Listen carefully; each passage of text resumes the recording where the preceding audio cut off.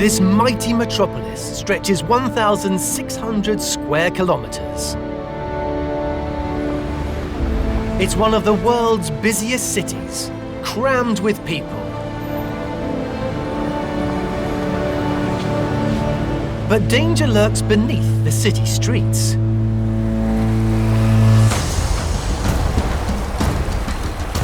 London's sewers have reached bursting point. The network's choked with wet wipes, nappies, sanitary towels, and fatbergs the size of football fields. Engineers tackle 5 blockages every hour. It's costing £1 million each month, and the torrent of raw sewage is overflowing. Archaeologist Cassie Newland is looking at the root of the problem. London's original sewer system was built 150 years ago by Joseph Bazalgette. He was considered an engineering genius, but time and London has moved on. We've grown from a population of 2 million people to more than 9 million people. And the way we live here has changed. If you think about the land on which those skyscrapers are constructed, in the Victorian period there might have been a handful of terrace houses, maybe sharing 1 or 2 toilets, and now there are 95 floors and people sharing hundreds of toilets, and the system just can't cope. For centuries, we've been struggling to deal with our most basic problem. Before the sewer was built, Londoners dumped their waste onto the street before being emptied into the Thames. The invention of the flush toilet bypassed the streets, so now people could dump their waste directly into the river. But as the Thames water was also for drinking and washing, it was only a matter of time before the filth became too much. During the hot summer of 1858, Parliament had to be suspended when what became known as the Great Stink outside had become a danger to health. Today, the mighty Thames is under threat once again. Living alongside the river, London-born construction engineer Ray Cantwell knows the extent of the problem. My mum used to actually be able to swim across the River Thames from Bishop's Park over to Putney. It probably wasn't recommended back in the day, but ever since then it's getting worse and worse. It's horrible to see, horrible to work around. It's quite disgusting actually, if I'm honest with you. London's original sewer was designed for both sewage and rainwater. The water carried the sewage away from the city. Following heavy rain, combined sewage and water overflows, CSOs, prevented sewage backing into people's homes by discharging directly into the Thames. The emergency CSOs were only designed to operate once or twice a year. But today, with more people and more rainfall, London's overwhelmed system discharges sewage almost every time it rains. Whenever there's over 2 millimetres of rainfall in London, these CSOs release tonnes of untreated sewage into the River Thames, approximately 34 million tonnes on a typical year. Sometimes when you do have heavy rain the night before, you can come onto the site and actually see the amount of sewage going into the river and the complete discoloration of the River Thames, which is not a nice thing to work around, but definitely not a nice thing for the Londoners who want to use the river themselves. This is the main problem that we have to tackle. Something has to be done to save the Thames.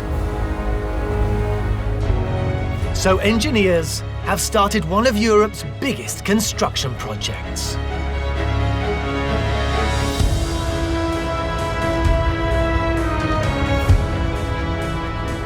The London Super Sewer. This is a huge undertaking in the centre of London. The scale is just enormous. A multi-billion-pound feat of engineering extending London's sewer system. This is exciting. This is the pinnacle of civil engineering. It's the mega projects that get the attention. That's really why I got into engineering. Designed to transform the River Thames, it's truly groundbreaking. Some of the things that we are doing here are cutting-edge technology, world-class engineering, so I'm pretty sure a lot of other countries will follow on from this and use this as a set standard. I came from another major project, but this is next level.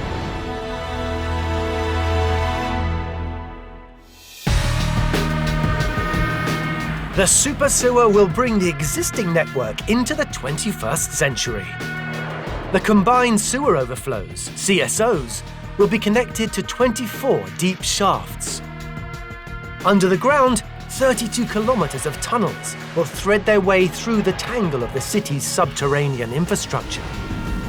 At the deepest shaft ever dug in London, sewage will be pumped the height of Big Ben, up to the largest treatment works in Europe.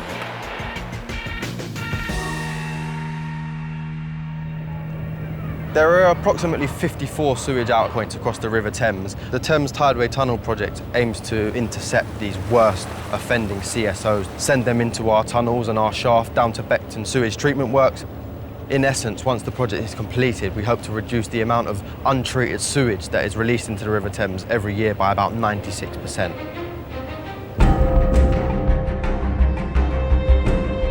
But such an ambitious project is full of challenges. How do you prevent millions of tonnes of toxic sewage flooding the Thames? How do you tunnel beneath London's underground rail network and the river itself? How do you pump thousands of litres of sewage vertically to the treatment plant? And given how dense London is, how do you manoeuvre the enormous equipment through such limited space? Engineer Josh Roy is overseeing one of the first stages of construction, the drop shafts. This is the viewing platform, which is the platform where the crane supervisor or the banksman coordinates lifting into the shaft, and effectively it's the only position you can see down into the drop shaft during construction. The internal diameter of the drop shaft when it's complete will be 15 metres, and currently we've excavated to approximately 12 metres below ground level, and we are continuing to 32 metres below ground level in total depth. This is just one of 24 shafts along the river, some as wide as the dome of St Paul's Cathedral, engineered to tackle the biggest sewage overflows. Crucially here, during a normal year, a number of overflow events occur, which means that pollution obviously goes straight into the Thames. So here we're providing a drop shaft, and in the future a series of interception chambers will take any overflows directly into the tunnel rather than into the Thames. By connecting the existing sewage overflows to vertical shafts, engineers can start to intercept the most offending CSOs. Buried underground and flooded with tons of sewage, much of the network will be inaccessible for servicing. To ensure it functions maintenance-free for decades to come, engineers must tackle a fundamental problem. At this site in particular, beyond a depth of 4 metres, we are well past the groundwater level, and therefore we can expect to have some kind of water ingress as we construct, and that's one of the biggest challenges on this site and other sites across the project in London. The shafts are reinforced with concrete, but over time they can be corroded by water outside and sewage within.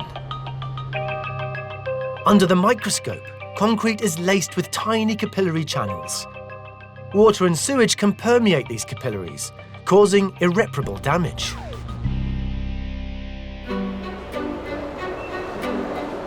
Engineering a network to withstand sustained attack from water and sewage is one of the biggest challenges. Buried so far underground, this project must be engineered to last.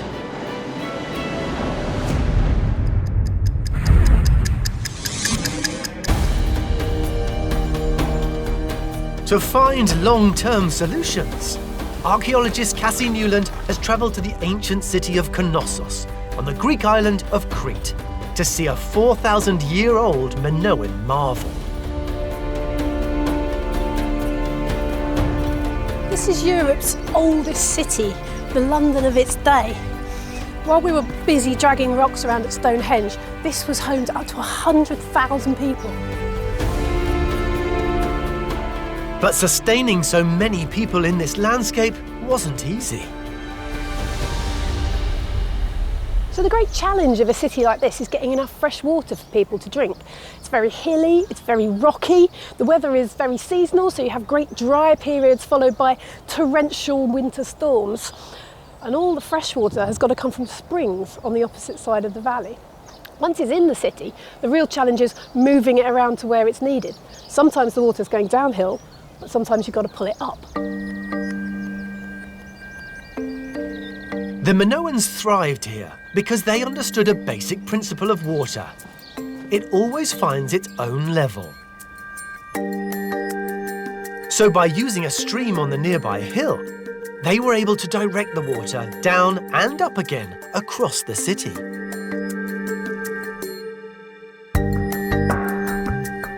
With water reaching wherever it was needed, the Minoans could build networks not just for water, but also for drainage and sewage. And these networks were built to last.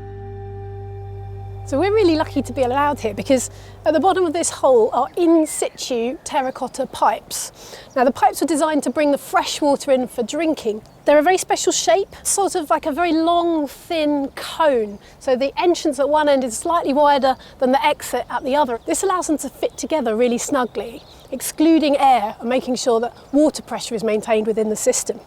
Terracotta is a fabulous material because it doesn't matter what you're putting through it, whether it's acid or alkali, it will remain unchanged for thousands of years. The pipes laid down here are as good today as they were when they were first laid. Such attention to detail extended to their sewage network. I'm standing on the oldest road in Europe.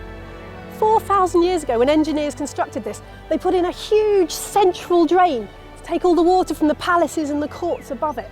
The most amazing thing is, it all still works. Their longevity is thanks to meticulous engineering. We've got this lovely sinuous line as the drain snakes around the hill, and that's for a very specific reason. It's all about controlling the flow of the water. While you want it free flowing so you can avoid blockages, you don't want it just shooting off down the hill too fast because that would erode the bottom of your drains and cause it to collapse. What we have here is very careful management of that flow rate. I mean, this is really very clever. It's built to last. Defying the ravages of time, the system is still draining rainwater from the city. This city-wide network is remarkable. Hydraulic engineering began here, and it's the basis of everything we do today.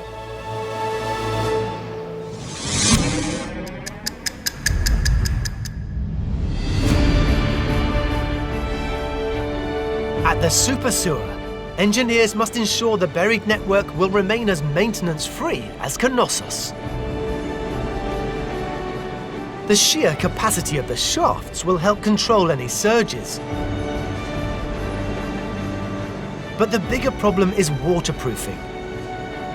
Existing methods can be challenging for such giant and complex structures.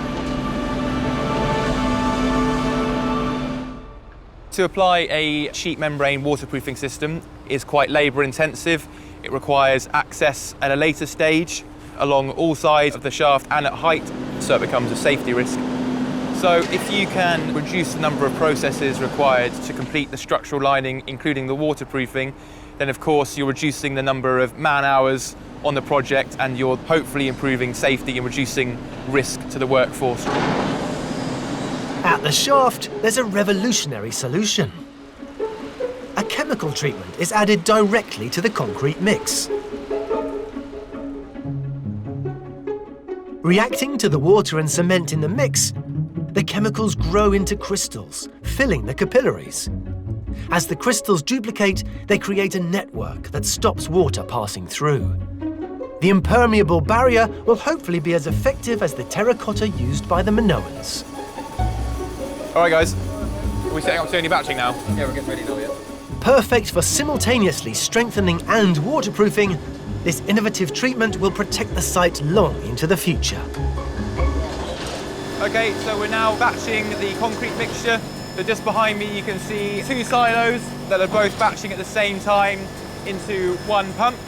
The material goes into the hopper behind me and the pump then pumps the concrete mixture in this line all the way to the drop shaft for use in the spray concrete lining construction.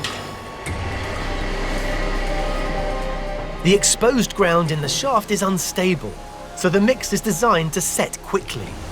With excavation temporarily halted and emergency breathing apparatus at the ready, it's safe to enter.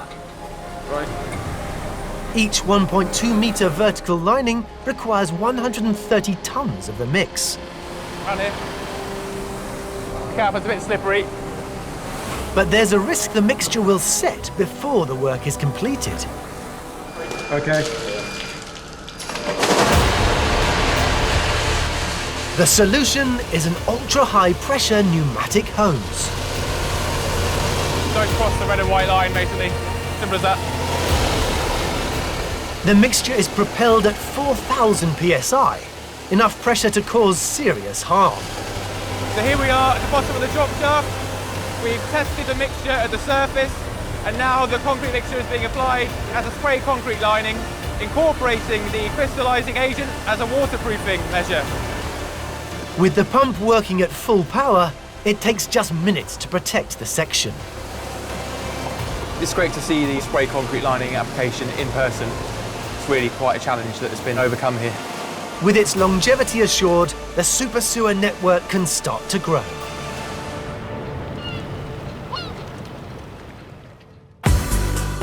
The super sewer will future-proof the existing network. 36 of the most polluting CSOs will connect to deep shafts. And the shafts will be linked by 32 kilometres of tunnels that run under London. Tunnelling below one of the biggest, busiest and oldest cities in the world presents a lot of challenges. Just finding space for a start.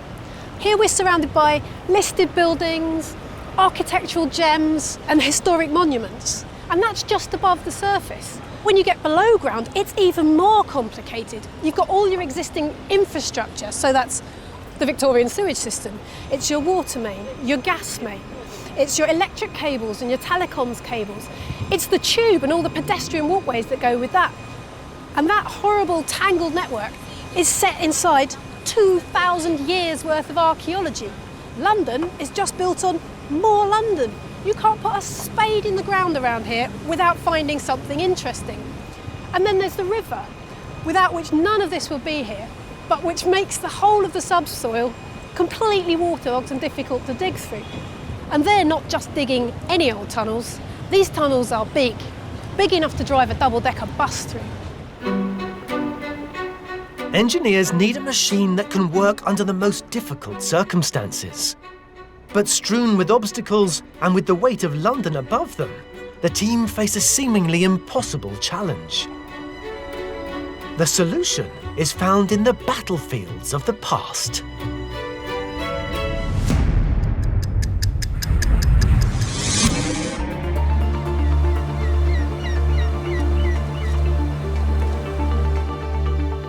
In the dense scrubland of England's south coast, engineer Katie Toms is searching for a location that's been all but forgotten. I'm really excited. This place is normally closed to the public, but I've got special permission to have a look inside, so can't wait to see what's in there.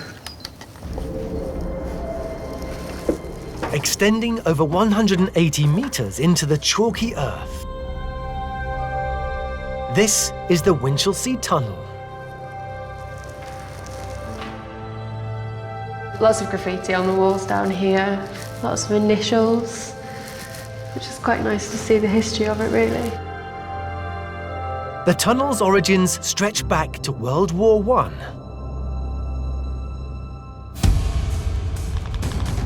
In the trenches of Flanders, Allied forces devised a plan to dig tunnels under enemy lines. Once dug, huge caches of explosives could be detonated inside them. The Winchelsea Tunnel was the secret test site for this plan and was dug by an extraordinary new machine. So you can look at the shape of the tunnel and the length of it. It's almost a perfect circle. I could track the movement of what the machine would have been doing all the way around to here to take out the material. It must have been a big beast of a kit for its time, really quite sophisticated, so it's really exciting to learn about it. The mysterious machine used here could hold the key for London's super sewer. And Katie has managed to track down the only example left in existence. I have exclusive access to the Science Museum group collection. No one is allowed back here, but I've been told there's a really exciting piece of important engineering history somewhere in this building, and I can't wait to find it. It's like an Aladdin's cave.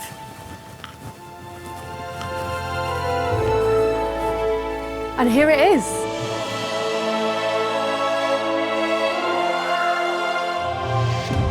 The Whittaker tunnel boring machine was the brainchild of English engineer Douglas Whittaker.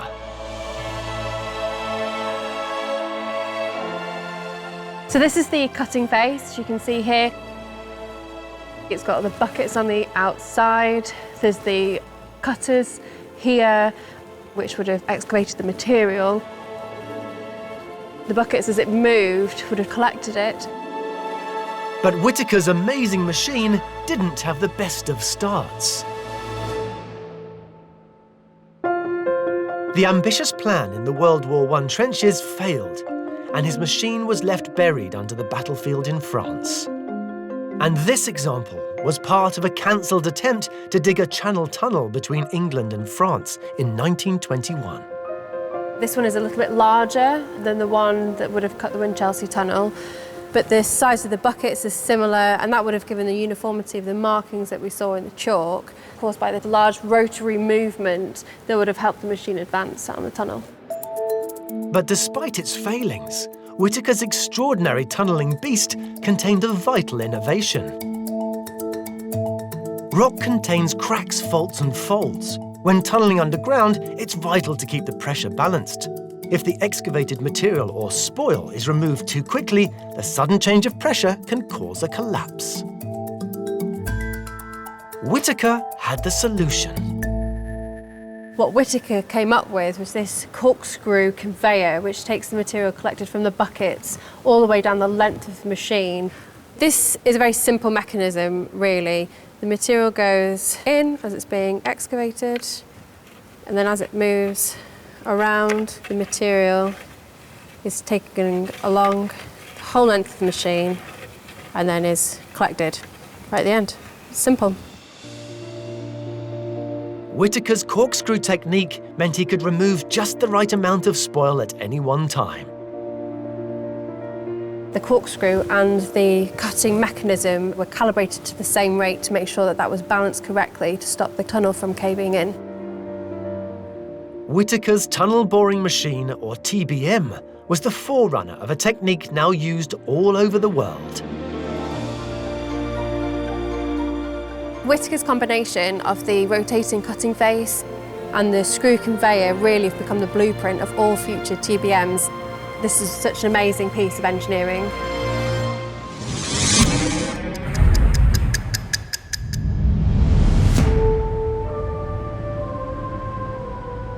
In London, using principles engineered by Whittaker, 7 giant TBMs will dig the 32-kilometre tunnel network. Some of these machines have a diameter the length of a London bus and weigh as much as 1,300 tonnes. And here she is. Each has been specially engineered for the job. This is Rachel, our tunnel boring machine, 8.1 metres in diameter. With all the backup gantries, it's going to be 147 metres long when complete. Engineer Mark Shepherd is doing a final inspection of this machine's cutting face before it's deployed under London. So this is the cutting wheel of the machine. It's around 100 tonnes on its own. This will do all the cutting, so we're mining through mostly London clay in this section of the tideway. This is an earth pressure balance machine, so this cutter head will be full of mined clay at pressure. The red screw at the bottom there will rotate and that will take the muck out. Like the Whittaker machine, the screw helps maintain pressure at the tunnel face. It's about 20 metres long in total. It runs right through the heart of the machine. And because it's so long, that can keep a plug of of material as we're excavating and hold the pressure in the face. So that's rotating, full of material, and we can control the speed of that. We have a guillotine door as well on the end, so we know exactly how much muck is coming out, so we're not taking too much out. Because the city is strewn with underground obstacles, the TBMs will excavate deeper than all existing infrastructure, directly under the river.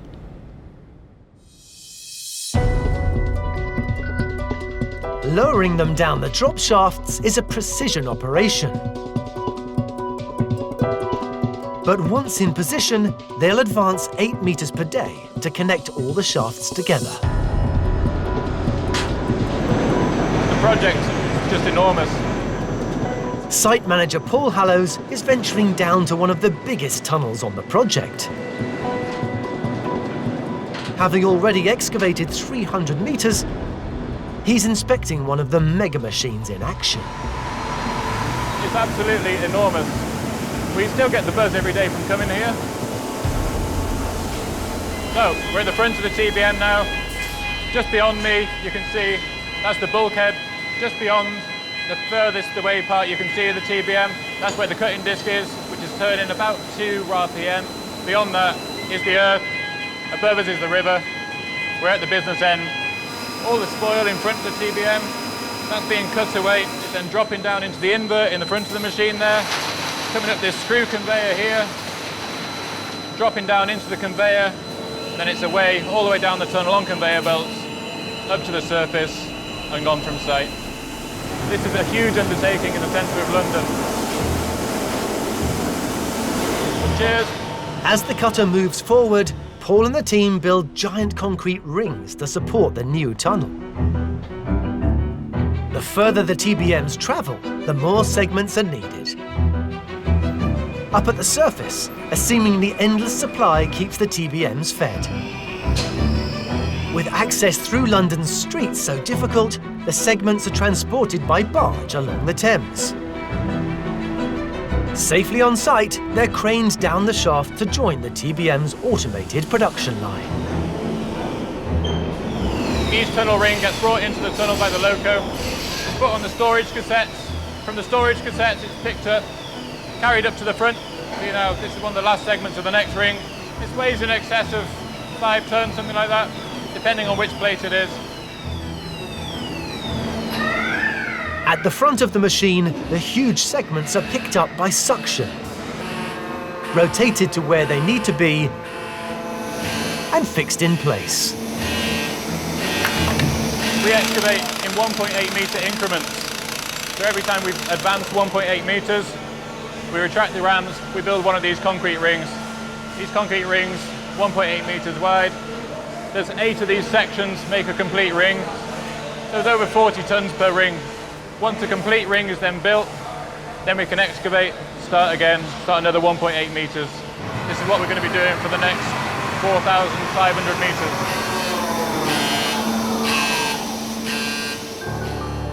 The giant tunnel boring machines are the solution to the London super sewer's seemingly impossible engineering challenge. They can quickly and accurately thread their way through London's tangle of underground obstacles. And it's all thanks to tunnelling pioneers like Douglas Whitaker.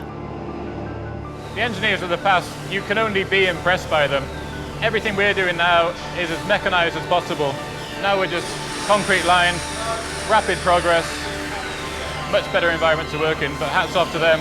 I wouldn't have liked to have been around then.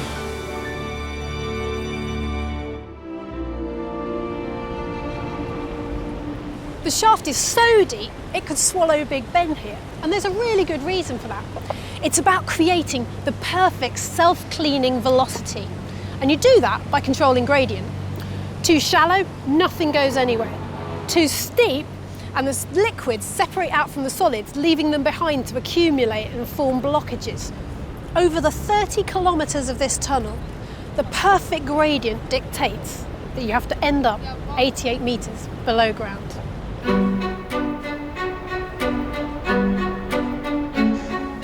So we're now on the west side of the pumping station. At the pumping station, engineer Jad Boudia is venturing all the way down to the bottom. So this is the lowest point in London. that you can physically and safely get to. From here, accumulated sewage must now be pumped to the treatment works for processing. But pumping tons of semi-solid material 88 meters vertically upwards is a huge challenge. I don't think there are any pumps available in the world which actually pump the 88 meters, so this project is unique in terms of the depth. To find a solution, engineers looked to the groundbreaking innovators of the past.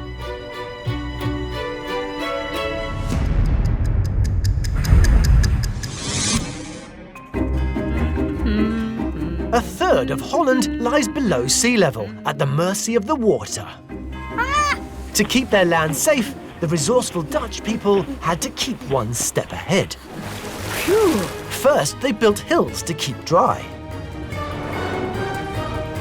Then they built dikes to hold the water back. Then they built windmills to drain the land. But there was one area where none of these were enough.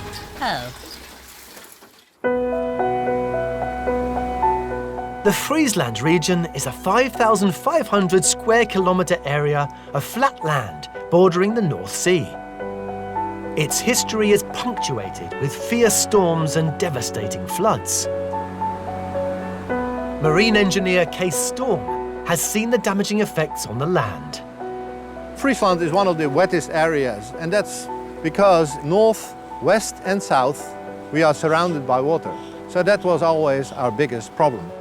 Well, with a couple of days of storm, the enormous amounts of water inland, which could be millions and millions of cubic meters, would take months to get rid of. So you really need a significant engineering solution to do that.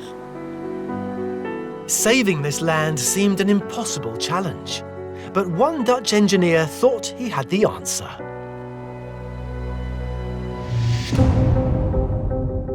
In the early 20th century, Dirk Frederik Woeder perfected the pump system.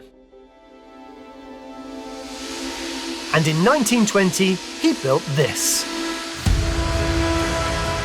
The Woeder pumping station.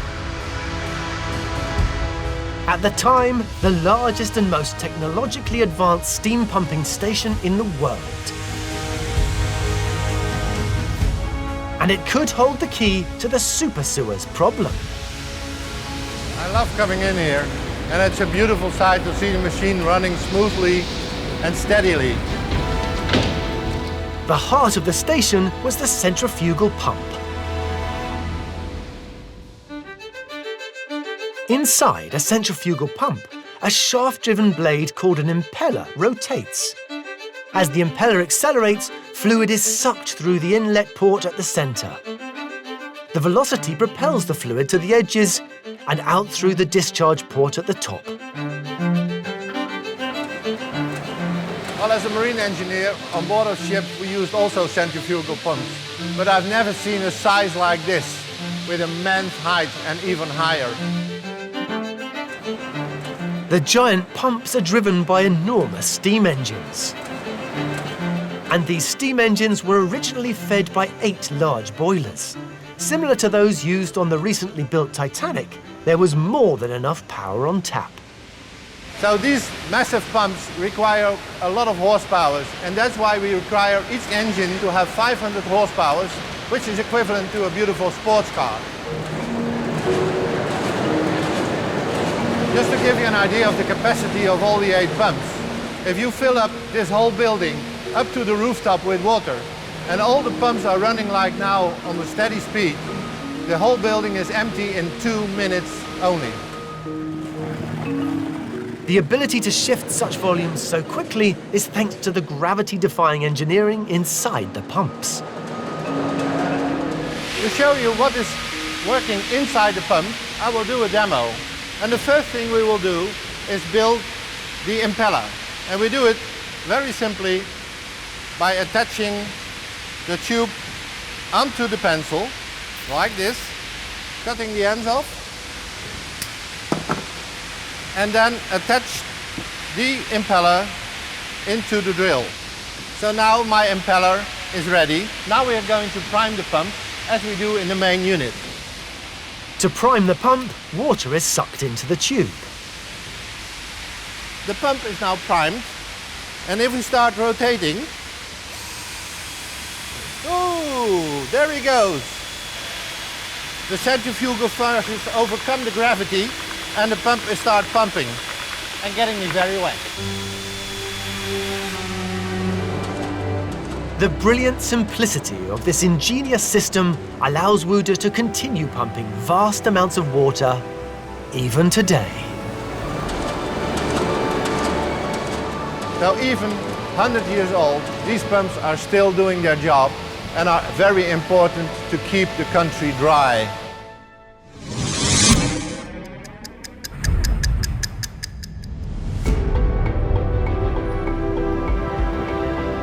"88 meters below the ground in London,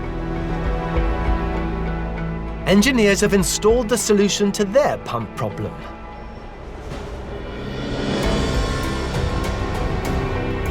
Dwarfing even those at Wooda, the centrifugal pumps here are so large and so powerful, they must be encased within concrete 4 meters thick.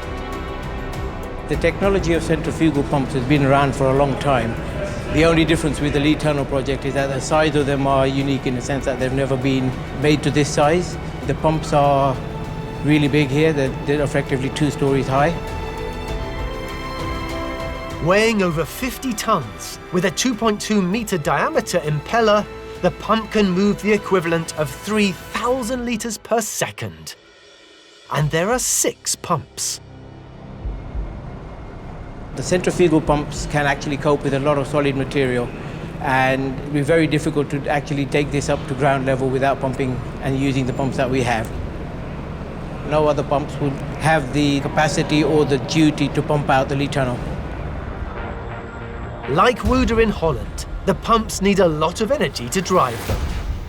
On the next floor are 6 motors, weighing 30 tons each. Each motor is approximately 3 meters by 4 meters square. These motors generate 3.5 megawatts, so very large power usage for the motors to drive the pumps. These motors have a central shaft, which then is connected to the impeller itself. Such vast motors are power hungry, and part of the solution to this problem is above ground. This is Beckton's sewage treatment works, the largest plant in Europe.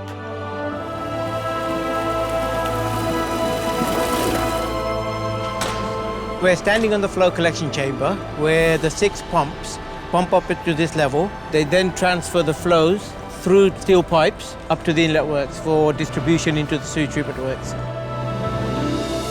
At the sewage works, the wastewater settles in giant sedimentation tanks before bacteria breaks down and removes impurities, including ammonia. The process releases natural gas, and some of this can be recycled for energy production across the site. With the pumps running at full capacity, Beckton processes 2.3 billion litres of wastewater each day. Enough to fill Wembley Stadium. Twice. And all this cleaned wastewater is returned safely to the Thames. It was a brilliant experience to see the pumps operating for the first time 3 years ago. So it's a great feeling working to clean up the River Thames, and I feel proud.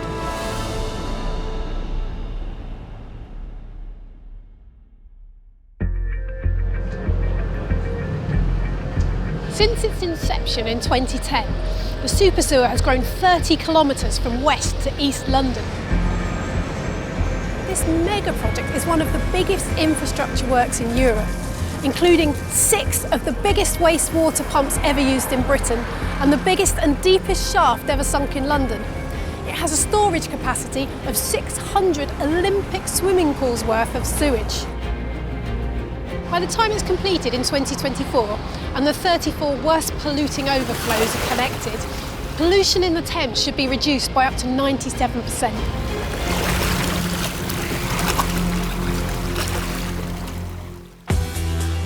By connecting the most polluting CSOs to 24 new shafts, the super sewer will revolutionise the existing Victorian network. Millions of tonnes of sewage will be carried along 32 kilometres of tunnels, ending at London's deepest shaft 88 metres below ground. After being pumped up to the largest treatment works in Europe, billions of litres of safe wastewater can be returned to the Thames.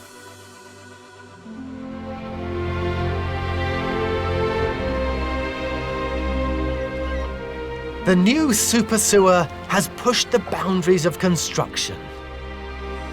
The feeling now when we come into the tunnel, both myself and all our team, immensely proud of where we've got to. It's a very empowering position to be in.